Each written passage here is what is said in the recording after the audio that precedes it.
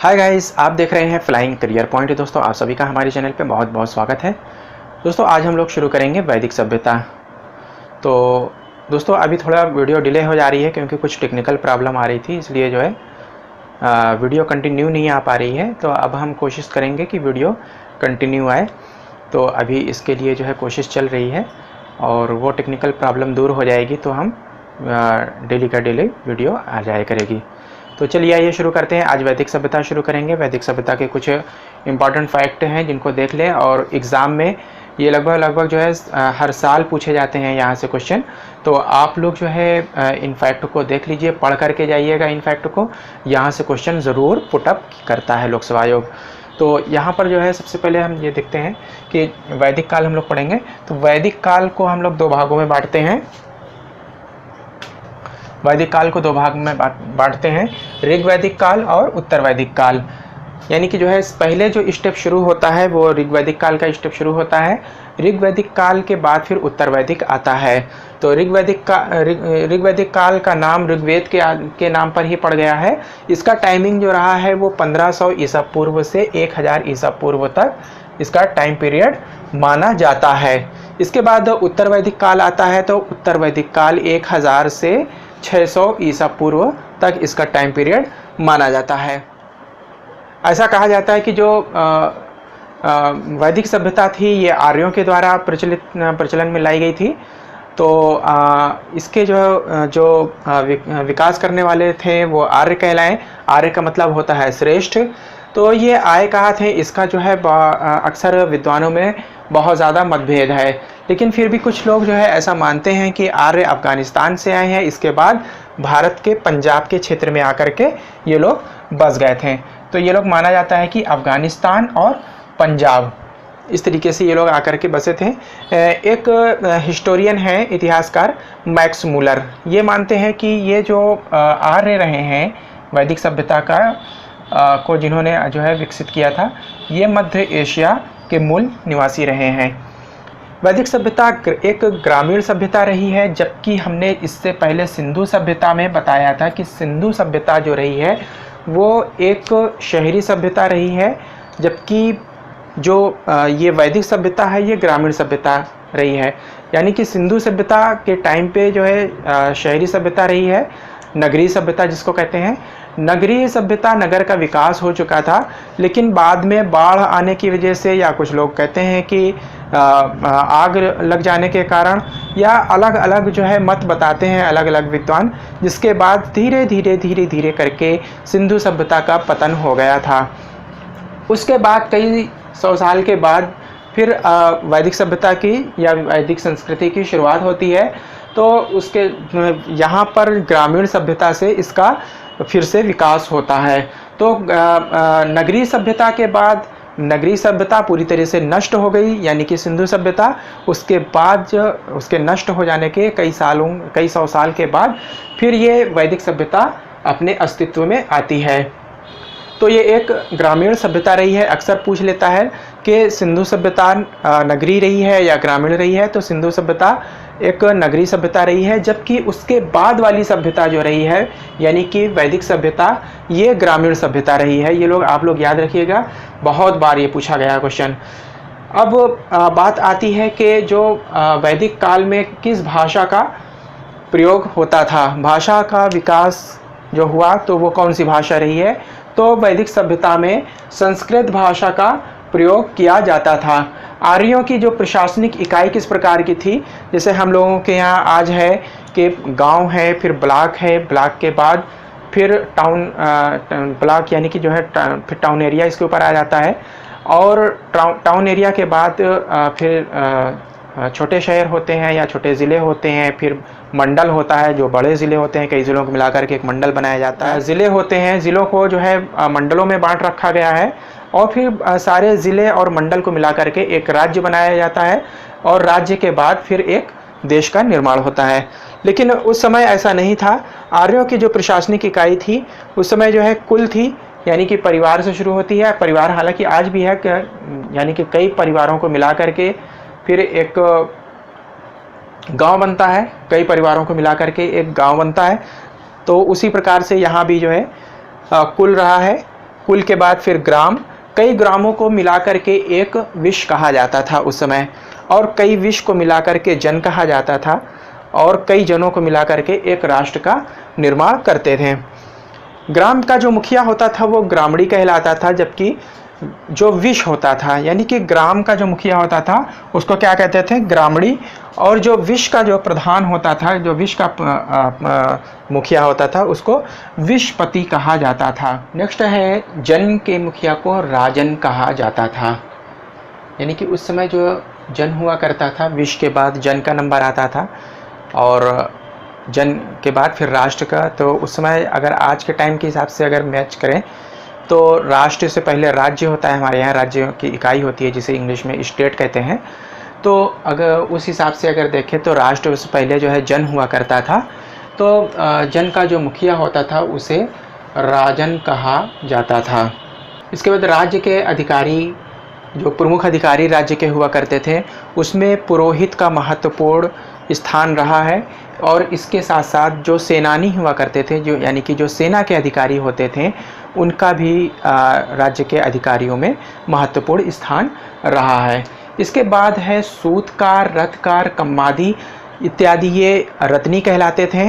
इनको जो है राज्य में रत्न का जो है दर्जा दिया गया था। जैसे आजकल आज के टाइम में कैबिनेट मंत्री होते हैं, उनके बाद फिर और अदर मंत्री होते हैं, तो उसी प्रकार से जो रथकार, सूतकार और कम्मादी होते थे ये रत्नी कहे जाते थे, और इनकी संख्या 12 होती थी। फिर है पुरप, है दुर्गपति। पुरप को यानी कि जो है, जो पुर माने जो है किला होता है, पुर का मतलब किला, तो पुरप जो होते थे, पुरप को दुर्गपति कहा जाता था। और जो स्पष्ट होता था वो जनता की गतिविधियों को देखने वाला, उन पर नज़र रखने वाला ये गुप्तचर अधिकारी होते थे। इसके बाद वाजपति जो गोचर भूमि के अधिकारी होता था। उसके बाद जो उग्र होते थे, अपराधियों को पकड़ने वाले अधिकारी होते थे, इनको उग्र कहा जाता था। सभा और समिति, ये सामान्य जनता का प्रतिनिधित्व करने वाली दो समितियां होती थी, या सभा और समिति, और इनके जो अध्यक्ष होते थे वो ईशान कहलाते थे। नेक्स्ट है युद्ध का नेतृत्व राजा किया करता था, यानी कि उस समय जो कबीला हुआ करता, एक कबीले का दूसरे कबीले के साथ अक्सर युद्ध हुआ करता था, और ये युद्ध जो हुआ करता था ये गायों को लेकर के हुआ करता था। अक्सर एक कबीले के लोग दूसरे कबीले की गायों को चुरा लेते थे, और जिसको लेकर के फिर पूरे एक कबीला दूसरे कबीले के साथ युद्ध करता था। इस कबीले का नेतृत्व जो करता था वो राजा करता था। युद्ध के लिए गविष्टि शब्द का इस्तेमाल किया गया है, जिसका मतलब है गायों की खोज करना। तो यानी कि जो है, जो युद्ध के लिए जो है, जब युद्ध लड़ा जाता था तो उसके लिए गविष्टि शब्द का इस्तेमाल होता था, यानी कि वो अब युद्ध करने जा रहे हैं, यानी कि गायों की खोज करने जा रहे हैं। इसके बाद दासराग युद्ध हुआ, यानी कि जो है एक और बहुत ही महत्वपूर्ण वैदिक काल में युद्ध हुआ था, जिसको कि दास राग युद्ध कहा जाता है। दास का मतलब 10 और राग का मतलब राजा, यानी कि 10 राजाओं के मध्य लड़ा गया ये युद्ध था। और जिसमें जो है राजा ये अक्सर पूछ लेता है कि दास राग युद्ध का उल्लेख कहाँ पर मिलता है, तो ऋग्वैदिक के 7वें मंडल में इसका उल्लेख मिलता है। ये जो युद्ध हुआ था ये परुषड़ी यानी कि रावी नदी के किनारे पर लड़ा गया था, और राजा सुदास था, जो कि जो है बहुत ही एक पावरफुल व्यक्ति रहा है, पावरफुल राजा था। तो उसके और 10 जनों के मध्य हुआ था, यानी कि एक तरफ राजा सुदास थे और दूसरी तरफ 10 अन्य राजा, 10 अलग अलग कबीलों के अन्य राजा थे, जिसमें कहा जाता है कि 5 आर्य थे और 5 अनार्य थे। यानी कि ये 10 राजाओं ने 5 आर्य राजा और 5 अनार्य, 5 अनार्य जो है, जो आर्य थे वो वैदिक सभ्यता के जो से संबंध रखते थे, और जो अनार्य थे वो सिंधु घाटी सभ्यता के जो कुछ बचे कुचे लोग थे, जो अपने वो भी नगरीय सभ्यता से ग्रामीण सभ्यता का जीवन व्यतीत कर रहे थे। वो भी धीरे धीरे विकसित होकर के जो उनकी अपने कबीले थे, तो वो उन लोगों का एक 5 आर्य राजाओं का और 5 अनार्य राजाओं का एक गठबंधन बना, और इन लोगों ने राजा सुदास के ऊपर चढ़ाई कर दी। इसके पश्चात ये युद्ध परुषड़ी नदी के किनारे, जिसको कि आज हम रावी नदी कहते हैं, जो कि जो है पंजाब में ये बहती है, तो इस प्रकार से परुशड़ी यानी कि रावी नदी के किनारे ये लड़ा गया। इसमें जो राजा सुदास था उसको विजय प्राप्त हुई। ऋग्वैदिक समाज 4 वर्णों में बटा हुआ था, ब्राह्मण, क्षत्रिय, वैश्य और शूद्र। ये 4 वर्गों में ये समाज बटा हुआ था। और ये बंटवारा जो हुआ था इनका, ये किसी जन्म के आधार पर नहीं था, बल्कि ये कर्म के आधार पर था। यानी कि कोई भी व्यक्ति ब्राह्मण का काम या पुरोहिताई का काम या फिर शिक्षक का, जो ब्राह्मण होते थे उनके 2 कार्य हुआ करते थे। एक पुरोहिताई करना, यानी कि मंदिर में पुजारी के रूप में जो है कार्य करना, और दूसरा शिक्षक का काम होता था ब्राह्मणों का। दूसरा क्षत्रिय होता था, यानी कि कोई भी व्यक्ति पुरोहित बन सकता था। उस समय ऐसा जन्म के आधार पर नहीं था कि ब्राह्मण का बेटा ही ब्राह्मण बनेगा, बल्कि क्षत्रिय का बेटा भी ब्राह्मण वाला काम कर सकता था, वैश्य का बेटा भी ब्राह्मण का काम कर सकता था, और शूद्र का बेटा भी ब्राह्मण का काम कर सकता था। तो ये जो भी बंटवारा था, इसी प्रकार किसी भी वर्ग का व्यक्ति, किसी भी वर्ग का जो अगर उसके वो योग्य है तो वो कार्य कर सकता था। ये बंटवारा तो इस प्रकार से कह सकते हैं कि जो था वो कर्म के आधार पर था, जन्म के आधार पर नहीं था। लेकिन बाद में ये आगे चल कर के उत्तर वैदिक काल में इसने जन्म के आधार पे अपना रूप ले लिया। ये वर्ण जो समाज का जो बंटवारा था, बाद में ये जन्म के आधार पर हो गया। कब? उत्तर वैदिक काल में। तो उसके बाकी आगे कैसे परिवर्तन आया उत्तर वैदिक काल में, उसका हम जो है उल्लेख करेंगे। तो यहाँ पर जो है अभी ये इम्पोर्टेंट है। नेक्स्ट है, ऋग्वेद के 10वें मंडल में पुरुष सूक्त का उल्लेख मिलता है, जिसमें कहा गया है कि आदि पुरुष यानी कि जो ब्रह्मा है, ब्रह्मा के मुख से ब्राह्मण की उत्पत्ति हुई है, ब्राह्मणों की, और भुजाओं से क्षत्रिय की, जंघाओं से वैश्य और पैरों से शूद्रों की उत्पत्ति हुई है। आर्यों का समाज पितृसत्तात्मक रहा है, जबकि सिंधु घाटी सभ्यता में जो समाज रहा है वो मात्र सत्तात्मक था। ये मैंने उस चैप्टर में बताया था। तो आप लोग याद रखिएगा, सिंधु घाटी सभ्यता का समाज मात्र सत्तात्मक था, जबकि वैदिक सभ्यता का समाज पितृसत्तात्मक था। यहाँ पर महिलाओं को, लड़कियों को बहुत ज़्यादा खुली छूट नहीं थी, लेकिन ऐसे कई जगह वेदों में उल्लेख मिलता है कि जैसे कि वेदों का पाठ करने में, यज्ञ में, और कुछ जगह राजनीति में भी स्त्रियों की थोड़ी बहुत भागीदारी थी। शिक्षा हासिल करने का अधिकार था और वेदों को पढ़ने का उनको अधिकार था। तो इस प्रकार के से जो है कहीं कहीं पे जो है बहुत सारी जगह उल्लेख मिलता है कि स्त्रियों को कुछ चीज़ों के लिए छूट थी, किंतु जो समाज था वो जो है कहीं ना कहीं नहीं, यानी कि जो है पूरी तरीके से पितृसत्तात्मक समाज रहा है।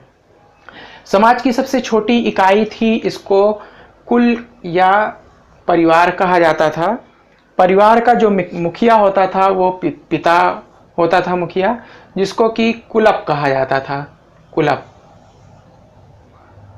और स्त्रियां अपने पति के साथ यज्ञ में भाग ले सकती थीं। स्त्रियां अपने पति के साथ, यानी कि जो है उनके साथ एक बंधन था, एक छोटा सा जो है शर्त रही है, एक प्रतिबंध लगा हुआ था कि वो अकेले यज्ञ में भाग नहीं ले सकती हैं। अगर उनको यज्ञ में भाग लेना है तो अपने पति के साथ बैठ करके यज्ञ में भाग ले सकती हैं। तो इस प्रकार से स्त्रियों को बहुत सारे कार्यों में उनको छूट तो थी, उनको आज़ादी थी, लेकिन लेकिन बहुत सारी उसमें शर्तें भी जुड़ी हुई थी। तो वो पति के साथ यज्ञ में भाग ले सकती थी। नेक्स्ट है बाल विवाह का। नेक्स्ट है कि बाल विवाह का प्रचलन नहीं था। ये आप लोग याद रखिएगा कि बाल विवाह का प्रचलन नहीं था, जबकि विधवा अपने देवर के साथ विवाह कर सकती थी।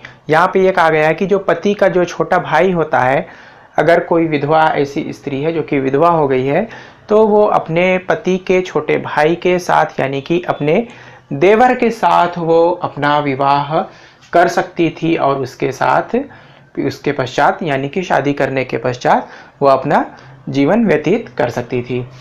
स्त्रियों को शिक्षा हासिल करने का अधिकार था और ऋग्वेद में ऐसी कुछ महिलाओं के नाम आते हैं जैसे कि घोषा है या फिर सिक्ता है, लोपामुद्रा, अपाला और विश्वास। ऐसी महिलाओं के नाम आते हैं जिन्होंने शिक्षा ग्रहण में इन्होंने भाग लिया था।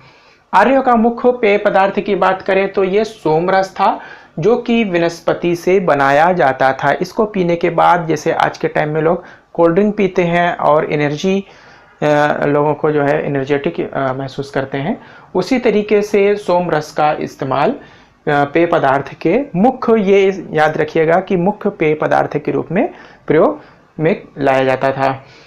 आर्यों के वस्त्र की बात कर लें तो इसमें 3 प्रकार के वस्त्र होते थे। इसको कि जो है वास, अधिवास और उषणीय कहा जाता था। इसके बाद अंता वस्त्र की जो है बात आती है। अंता वस्त्र को जो अंदर आर्य लोग अंदर जो है वस्त्र पहनते थे तो उसे नीवी कहा जाता था। मनोरंजन की जो है बात कर लेते हैं, कौन कौन से मनोरंजन के रूप में क्या क्या जो है प्रयोग में लाते थे, कौन कौन से आर्यों के मनोरंजन थे। तो ये रथ दौड़ यानी कि रथ को दौड़ाना, उसमें रेस करना रथ की, संगीत सुनना, घोड़दौड़ और ध्रुत कीड़ा, इस प्रकार से ये इनके मनोरंजन के साधन रहे हैं। गाय को अघन्या कहा जाता था यानी कि ना मारे जाने योग्य। गाय को जो है विशेष स्थान प्राप्त था जिसमें कि जो है उसको अघन्या कहा जाता था, यानी कि जिसको मारा ना जाया जाए। और अगर कोई गायों की हत्या कर देता था तो मृत्यु दंड या देश निकाला उसे घोषित कर दिया जाता था। यानी कि अगर कोई गाय की हत्या करता है तो ऐसे व्यक्ति को मृत्यु दंड तक की सजा दी जा सकती थी, या अगर मृत्यु दंड से कुछ कम सजा देना है तो देश निकाला घोषित कर दिया जाता था। व्यवसाय की बात करें तो आर्यों का जो मुख्य व्यवसाय रहा है वो कृषि रहा है और दूसरे नंबर पे पशुपालन, ये इनके मुख्य व्यवसाय रहे हैं। आर्यों का प्रिय पशु की बात करें तो वो घोड़ा रहा है, यानी कि जो प्रिय पशु था वो घोड़ा था, लेकिन जिसकी पूजा की जाती थी वो गाय रही है। इसके बाद आर्यों का प्रिय देवता की बात करें तो ये इंद्र को प्रिय देवता माना जाता है और जो कि वर्षा का देवता भी कहा जाता है। खोजी गई धातु जो रही है वो लोहा रही है, जिसको ऋग्वेद में श्याम अयस के नाम से जाना जाता है। वैदिक काल में इसे लोहा न कह करके श्याम अयस कहा जाता था। तांबे को लोहित अयस कहा जाता था। व्यापार के लिए जो व्यक्ति दूर दूर जाते थे ऐसे व्यक्ति को पड़ी कहा जाता था। व्यापार के लिए जो व्यक्ति दूर दूर जाते थे ऐसे व्यक्ति को पड़ी कहा जाता था। इसके पश्चात ऋण देकर के जो व्यक्ति ब्याज लेते थे, यानी कि जो है जैसे कि आज भी बहुत सारे महाजन होते हैं तो यानी कि पैसा तो देते हैं ऋण के रूप में, लेकिन जब अपना मूलधन वापस लेते हैं तो उसके साथ में ब्याज भी मांगते हैं, ब्याज भी लेते हैं। ऐसे व्यक्ति को वेकनाट कहा जाता था। मनुष्य और देवता के मध्य जो भूमिका निभाने वाला देवता होता था तो उसको देवता के रूप में अग्नि की पूजा की जाती थी। मनुष्य और देवता को जो कि परलोक में रहते हैं, धरती पर रहने वाले मनुष्य और परलोक में रहने वाले देवता के मध्य संबंध स्थापित करने वाले या बीच में जो भूमिका निभाने वाले, मनुष्य की बात देवता तक पहुंचाने वाली वालों के जो बीच की जो भूमिका होती थी वो अग्नि की होती थी। ऐसा माना जाता है कि जब हवन किया जाता है, अग्नि जलाई जाती है, तो उसके माध्यम से जो जल करके वो पूरा ऊपर की तरफ जाता है तो वो अब अग्नि के माध्यम से ही जाता है। तो जितना भी मैसेज होता है वो अग्नि के माध्यम से ही देवता तक पहुंचता है। तो इस प्रकार से अग्नि की पूजा अग्नि देवता के रूप में की जाती थी। नेक्स्ट है ऋग्वैदिक काल में सबसे महत्वपूर्ण नदी रही है वो सरस्वती नदी रही है, जिसे पवित्र नदी के रूप में पूजा जाता था। ऋग्वैदिक काल में गंगा का 1 बार उल्लेख हुआ है, जबकि यमुना का 3 बार उल्लेख हुआ है, और सिंधु सभ्यता का ऋग्वेद में सर्वाधिक बार उल्लेख हुआ है। उत्तर वैदिक काल में इंद्र, उत्तर वैदिक काल में इंद्र के बाद प्रजापति सर्वाधिक प्रिय देवता रहे हैं। उत्तर वैदिक काल में राजा के अभिषेक के समय राजसूय यज्ञ कराया जाता था। इसके बाद है उत्तर वैदिक काल का जो व्यवसाय रहा है वो जन्म के आधार पे था। हमने बताया था ऋग्वैदिक काल में जो व्यवसाय होता था वो कर्म के आधार पर होता था कि कोई भी व्यक्ति वो चाहे किसी भी वर्ण में पैदा हुआ हो, चाहे ब्राह्मण वर्ण में पैदा हुआ हो या क्षत्रिय में वर्ण में या वैश्य वर्ण में या शूद्र वर्ण में, तो वो कोई भी अपनी योग्यता के आधार पर कार्य कर सकता था। लेकिन उत्तर वैदिक काल आते आते में ये परिवर्तन हो गया था, तो इसीलिए जो है ऋग्वैदिक काल को अलग किया गया और उत्तर वैदिक काल में जब कुछ बहुत सारे परिवर्तन आ गए तो उत्तर वैदिक काल के यही सारे चीज़ें जो है इसके जो एक तरीके से लक्षण कह सकते हैं, इसकी पहचान कह सकते हैं, तो वो अलग हो गई। तो वो यही था कि जो काम पहले कर्म के आधार पर था, अब उत्तर वैदिक काल में जन्म के आधार पर हो गया कि ब्राह्मण का बेटा ही पुरोहिताई करेगा या शिक्षण कार्य करेगा। क्षत्रिय कुल में अगर पैदा हुआ है या क्षत्रिय वर्ण में पैदा हुआ है तो वो ही क्षत्रिय वाला कार्य करेगा, यानी सुरक्षा प्रदान करने का या शासन करने का कार्य है तो वही करेगा। वैश्य है तो वो व्यवसाय करेगा और शूद्र है तो ऊपर के तीनों वर्गों की सेवा करेगा। तो ये जो है उत्तर वैदिक काल में आते आते ये बदलाव हो गया था कि अब जो जिस वर्ग में पैदा हुआ है, जो जिस वर्ण में पैदा हुआ है, क्षत्रिय का बेटा जो है क्षत्रिय रहेगा, ब्राह्मण का बेटा ब्राह्मण रहेगा, वैश्य का बेटा व्यवसाय करेगा और शूद्र का बेटा अब सफाई का काम करना या ऊपर के तीन वर्गों के लोगों की सेवा करना था। तो अब ये जो है ये एक तरीके से परमानेंट सिस्टम हो गया। अब कोई इस वर्ण का जो है व्यक्ति उस वर्ण में नहीं जा सकता था, उस वर्ण का व्यक्ति इस वर्ण में नहीं आ सकता था। अब ये जन्म का एक आधार बन गया था। इसके बाद उत्तर वैदिक काल में हल को जो है सिरा कहा जाता है, ऐसा वेदों में मिलता है। और रेखा जो होती थी, जैसे कि खेतों में हल चलाया जाता है तो एक रेखा बन जाती है इस तरीके से, आप लोगों ने देखा होगा, ऐसे ऐसे ऐसे ऐसे ऐसे ये। तो ये रेखा जो है इसको खेतों में जो है इस तरीके की रेखा बन जाती थी, इसको सीता कहा जाता था।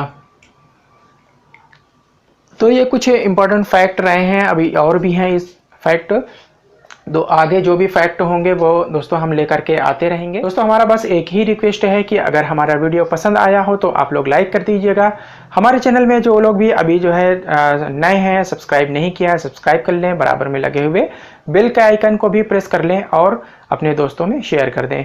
दोस्तों हम अगली वीडियो में कुछ और अभी वैदिक काल के कुछ और भी फैक्ट हैं इंपॉर्टेंट, तो उनको हम लेकर के आएंगे। तो अगली वीडियो में आप लोग जो है ज़रूर जो है इंतज़ार करिएगा और बेल के आइकन को प्रेस कर लीजिएगा ताकि आप लोगों को सबसे पहले नोटिफिकेशन मिल जाए। तो thank you very much, I will meet again soon.